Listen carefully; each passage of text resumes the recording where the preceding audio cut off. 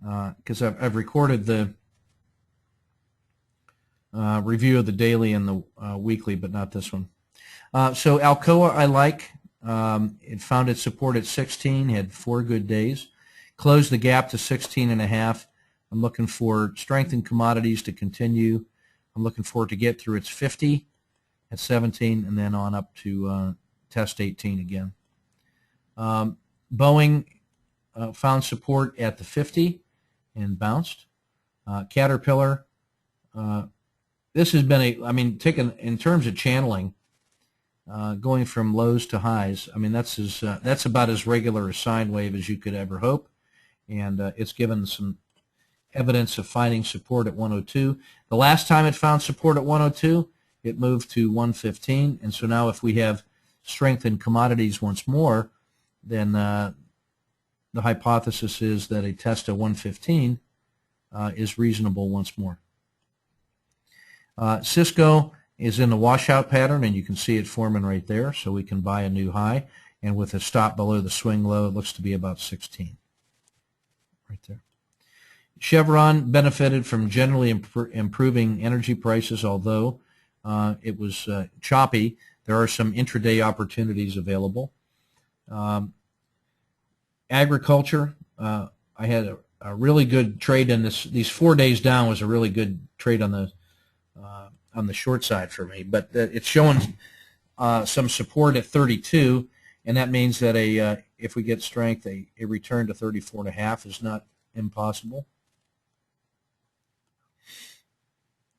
The blended commodities had a really nice week, off their support level at 28, back up to 30.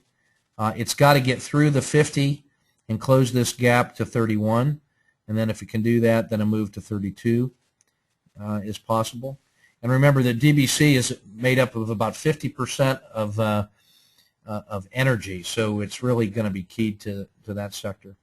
EFA had 4 pretty good days off a little bottoming doji with a big gap. It closed the gap and then some, and we saw that actually the globals were starting to turn it around and starting to get some risk indexes starting to be valued a little more.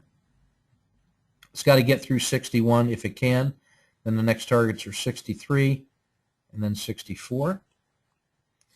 EPP, still probably a little bit too early. It got back right to its 50, right to its 20. It's at the midpoint of its price action in the last 2 months. If it can get through 40, sure, it can get to 51. Still a riskier proposition. It's got a number of gaps that it has to fill along the way. So it's harder to make the case in an aging bull for EPP. Moving on.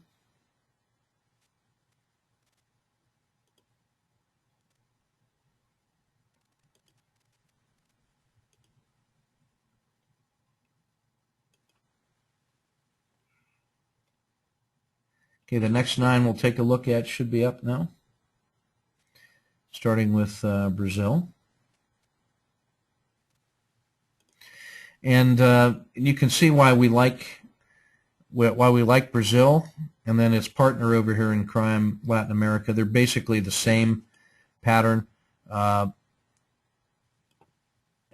sliding downward. It's even easier to see in Latin America. But the last 5 days, 4 to 5 days, a bottoming doji, and then 4 days of upward motion.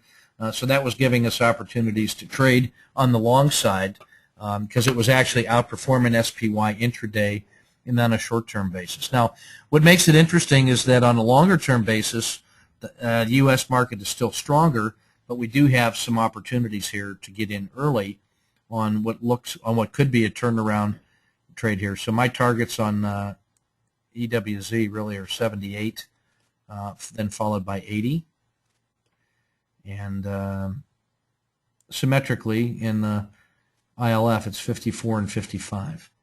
They've both managed to get through their 20 and are now going to test their 50. So that's the next technical testing point. We'll take a look at the U.S. small caps have been very tradable intraday, and they've actually got through their 50 and their 20, and so that's looking to test 85 and then can get back to about 87. Yeah, and we saw why IWM is of interest when we looked at how to apply these techniques to trade in the futures this past week. Johnson & Johnson, you got to love this. Found it was stable at 60, powerful move to 66, and then it's been sideways. It has not given back like the S&P has. It has not given back, and it had 3 dojis and then a really powerful up move on Friday, and that's your your consumer staples leader right there, showing you where the strength is. If it gets north of this, 67, and yeah, it can certainly keep going. That's a very powerful move. Kraft, it's the same story, only it gave up it never even got sideways. It came back and tested the 20 and just bounced and kept going. So Kraft, you got to love that. McDonald's, the only concern here is it had two days of sideways and then 2 days of pullback, but it never violated its 20 period moving average. So there's a buy on dip opportunity in McDonald's, I think. Looking at 2 techs, Hewlett Packard is our other washout pattern, and if it gets through 38, then it closes the gap to 40, and then can test 42. It's still working off this painful gap down and hook. That almost looks like the morning. If that was a daily chart, I'd tell you that's the morning hook, and so we were playing that very effectively this past week during the live trading. Coca-Cola sideways here, and then the last 10 days have been down, and after this bottoming tail, there's a chance to get a nice entry if we see strength, and then I'm looking for a target of 70 in Coke.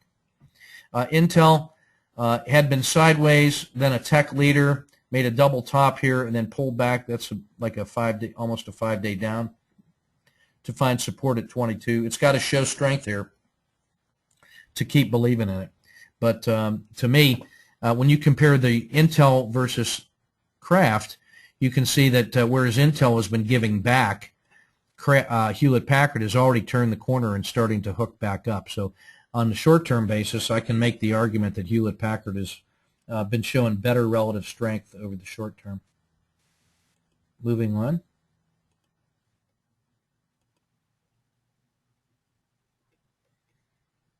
Some indexes to look at here.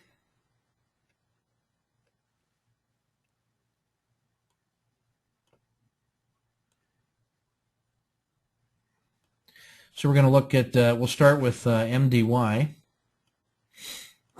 which is the number 1 out of all the ETF regions. Pullback, found support at 176. 2 big strong up days ending in a doji right on its 20 and above its 50. It's got to have, but this is, again, just like SPY, it's got to put in a move here to get out of that doji. If it can, it goes to 185. Microsoft looked like it has turned the corner after a big sell-off. I mean, the potential for that intermediate hook is there. Silver is the same thing. Here's the boom in silver to 50, and then the bust down to 32.5, right, and then the first dead cat bounce that took it back to 38, then another sell off of that down to 32.5, and then about 5 days of sideways price action, and then slowly belief coming back into it. I would say in these last 4 or 5 days, I can make the case that represents a return to normalcy, and longer-term silver traders looking to add back in. The volatility's gone out of it, and its ATR percentage is declining and reflecting that, and I think that's a good thing for silver. It helps strengthen the case for the bull side in silver. Oil found its support at 38, and we saw this little hook here has contributed to strength in the energy complex now that it looks like it's found support levels. Walmart has been great off of the low at 50, pull back, and now is hooking up. Not as much as Hewlett Packard and Microsoft, but that's promising in Walmart. You can see the VIX, just a horrible story, and it's surprising to me to see it so low, given that the market ended in a sideways position If we get downside moves instead of upside, look at that making all-time new lows once more. Materials did better as commodities got better. Energy found its legs. Finance just is continuing to be horrible. These last 3 days, though, have been very good for AXP, which is the clear leader to me in the financial sector. And that's those 3 days of strength in XLF translated to outsized gains in AXP. It found support at 50 and 50 and a half, and returned our. It rewarded us for our attention and stalking this past week. Moving on.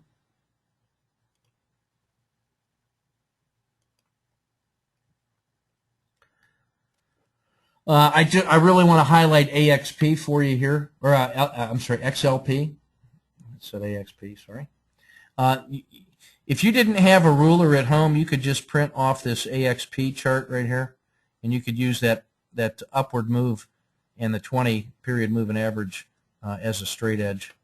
Now, this move down here actually gets out of the channel and creates a buy on dip opportunity. Using the good Dr. Gil Raff's ideas of his regression channel, a failure below those two dojis becomes significant and would set up a target of potentially 31. But it showed every sign of maintaining its strength, and then a retest to 33 is potential. But I really like the low volatility. If we see an upward move in SPY, don't be surprised that the symbol XLP and its components, which are all those consumer staples and retailers and defensive plays, returning to their strength. That's really been a good news story. And if you watching the ETF2 database, I mean that's been emerging from that weeks ago, showing the strength and continued all the way through. Moving on.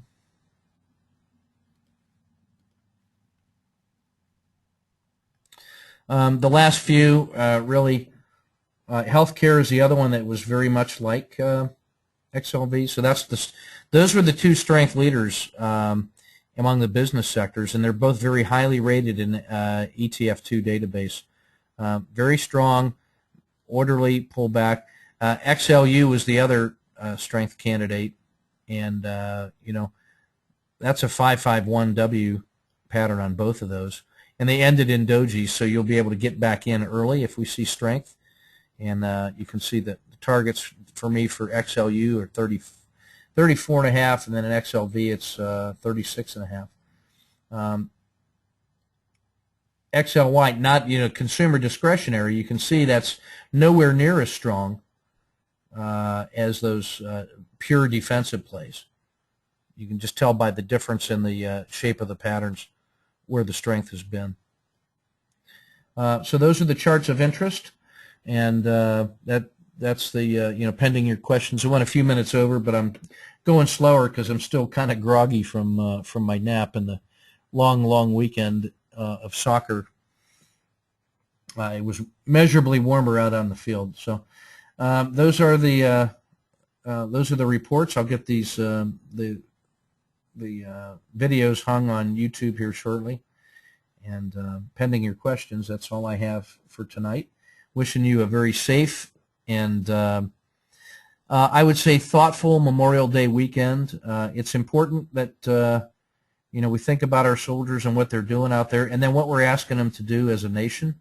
It's important for your voice to be heard. The Army's going to do what you want it to do. If you leave that up to guys in Washington to decide, then we're going to get more of this adventurism of the last 20 years. And I think you got to tell them what it is we want our Army to do. And my judgment is they need to come home, and let's take care of business at home. And but respect what those guys do for you. In the weekend research weekend, and then also in the live trading, we had the opportunity to see meet Major Chris Roberts, who came over from the college. He's interested in trading too, but he's there's an infantryman, newborn kid getting ready to go back to Afghanistan, And those guys will do whatever it is that we ask them to, and all they ask is that we participate in our process, and if nothing else, to live our lives in a way to respect the freedom that those guys are putting their lives on the line to defend. So appreciate and enjoy your freedoms. That's the best thing you can do for a soldier. If you see one this weekend, shake his hand. If you don't see one, think about them and say a prayer for their families and pray for peace. So that's Ken Long for Tortoise signing off. Wishing you guys, again, a safe and thoughtful Memorial Day. God bless you and yours, and be safe out there.